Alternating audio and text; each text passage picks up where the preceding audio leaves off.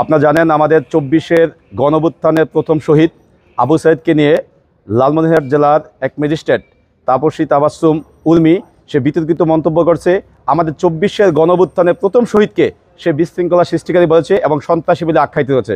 আমরা জাহাঙ্গীরনগর বিশ্ববিদ্যালয়ের সাধারণ শিক্ষার্থীদের পক্ষ থেকে তার এরকম মন্তব্যের তীব্র প্রতিবাদ জানাচ্ছি। আমরা চাই অতি দ্রুত সময়ের মধ্যে তাপসী তাবাসসুম উর্মিকে শুধু সাময়িক বহিষ্কার না, তাকে স্থায়ীভাবে তার চাকরি থেকে চাকরিচ্যুত করতে হবে এবং তাকে অবিলম্বে ২৪-এর গণঅভ্যুত্থানকে কলঙ্কিত করার জন্য তাকে শাস্তির আওতায় আনতে হবে। আমরা তাকে জেলে দেখতে চাই। যদি ২৪ ঘন্টার মধ্যে তাকে শাস্তির আওতায় আনা না হয় তাহলে আমরা পরবর্তী দিনে আমরা ঢাকা আরিচা মহাসড়ক জাহাঙ্গীরনগর বিশ্ববিদ্যালয়ের শিক্ষার্থীরা আমরা অবরুদ্ধ করব। এনজিওর কিস্তি প্রথমবার বিকাশ পেমেন্ট করলেই ২০ টাকা ইনস্ট্যান্ট ক্যাশব্যাক।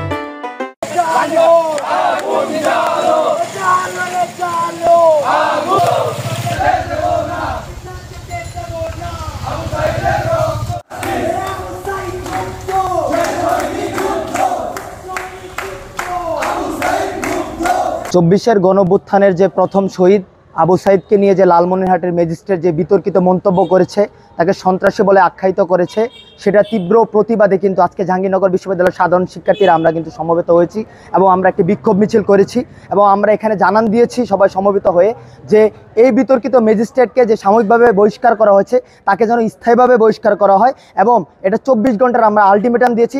যদি ২৪ ঘন্টার মধ্যে তাকে জেলে প্রেরণ করা না হয়, কারাগারে না পাঠানো হয়, তাহলে কিন্তু জাহাঙ্গীরনগর বিশ্ববিদ্যালয়ের সাধারণ শিক্ষার্থীরা কিন্তু আমরা কঠোর কর্মসূচি দিতে বাধ্য হব।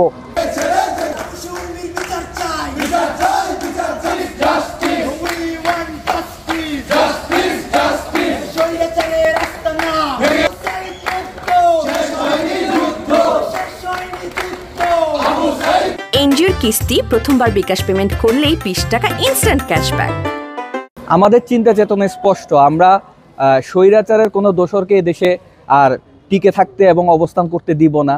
তো তাপসী তাবাসসুম নামে যেই ম্যাজিস্ট্রেট আমাদের শহীদ ভাই আবু সাইদকে নিয়ে কটূক্তি করেছে, তাকে সন্ত্রাসী বলে আখ্যা দিয়েছে, তাকে অবিলম্বে গ্রেফতার করতে হবে। শুধুমাত্র সাময়িক বরখাস্ত নয়, অবিলম্বে গ্রেফতার করে তাকে শাস্তির আওতায় নিয়ে আসতে হবে। এবং আমরা যে একদিনের যে আলটিমেটাম দিয়েছি, ২৪ ঘন্টার ভিতরে যদি তাকে গ্রেফতার করা না হয়, আমরা জাহাঙ্গীরনগর বিশ্ববিদ্যালয়ের শিক্ষার্থীরা কঠোর থেকে কঠোরতর অবস্থান কর্মসূচির মধ্যে যেতে বাধ্য হব। সন্ত্রাসীরা যখন সেখানে রয়েছে তাদেরকে অনতিবিলম্বে বিচারের আওতায় নিয়ে আসতে হবে। তারা যেন এই বলে আমি আমার বক্তব্য শেষ করছি। স্বৈরাচারের দোসর সে যে আমাদের প্রথম শহীদ আবু সাইদ ভাইকে সন্ত্রাসী আখ্যা দিয়েছে, বাংলাদেশের মানুষ কিন্তু জানে যে সন্ত্রাসী কারা। ১৬ বছর ধরে যে স্বৈরাচার সরকার আমাদের সাধারণ মানুষের উপরে জুলুম নির্যাতন চালিয়েছে, তারাই কিন্তু সন্ত্রাসী। তারাই যদি এখন এসে যারা শহীদ হয়েছে, যারা তাদের নিজেদের জীবন বিলিয়ে দিয়েছে দেশের জন্য, তাদেরকে যদি এসে সন্ত্রাসী বলে, সেটা কিন্তু খুবই হাস্যকর একটা ব্যাপার এবং এর জন্য আমরা তীব্র প্রতিবাদ জানাই।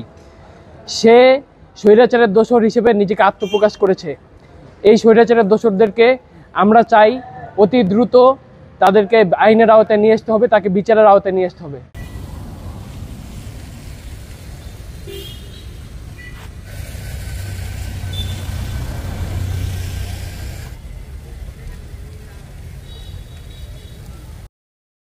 টাকা চুরির জন্য যদি আমার গলায় জুতার মালা পরাইতে হয়, তাহলে আমার শালীর সাথে প্রতারণা করার জন্য তোর ফাঁসি হবে। দুলা ভাই, আপনার তো ঘর জামাই বইলা একটা পরিচয় আছে, আমার তো তাও নাই।